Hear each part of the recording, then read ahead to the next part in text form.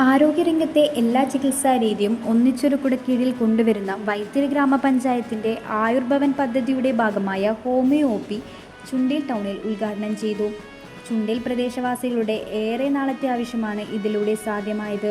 സ്ത്രീകളിലെ അർബുദരോഗത്തെ തുടക്കത്തിൽ കണ്ടെത്തുന്നതിനുള്ള സ്ക്രീനിംഗ്, ഉന്നതികളിലെ ഗർഭിണിയായവർക്ക് ആയുർവേദ പ്രസവരക്ഷ, പെയിൻ ആൻഡ് പാലിയേറ്റീവ് പ്രവർത്തനങ്ങൾക്ക് മരുന്ന് വാങ്ങുന്നതിന് എല്ലാ വർഷവും 15 ലക്ഷം രൂപ വെച്ച് ചെലവഴിക്കുകയും കിടപ്പ് രോഗികൾക്ക് അലോപ്പതി, ആയുർവേദ ഡോക്ടർമാരുടെ സേവനം ലഭ്യമാക്കുകയും തുടങ്ങിയ നിരവധി പ്രവർത്തനങ്ങളാണ് വൈത്തിരി ഗ്രാമപഞ്ചായത്ത് ആരോഗ്യരംഗത്ത് ഏറ്റെടുത്ത് നടപ്പിലാക്കിയതെന്ന് ഉദ്ഘാടനം നിർവഹിച്ച് ഗ്രാമപഞ്ചായത്ത് പ്രസിഡന്റ് എം.വി. വിജേഷ് പറഞ്ഞു.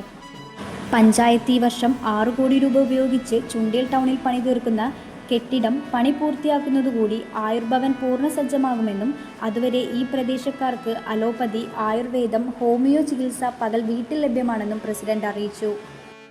പഞ്ചായത്ത് വൈസ് പ്രസിഡന്റ് ഉഷ ജ്യോതിദാസ് അധ്യക്ഷത വഹിച്ച ചടങ്ങിൽ ജിനിഷ, സുജിന, ഗോപി, മേരിക്കുട്ടി, ജോഷി വർഗീസ്, എം ജനാർദ്ദനൻ, ഷൈജു ഉണ്ണികൃഷ്ണൻ,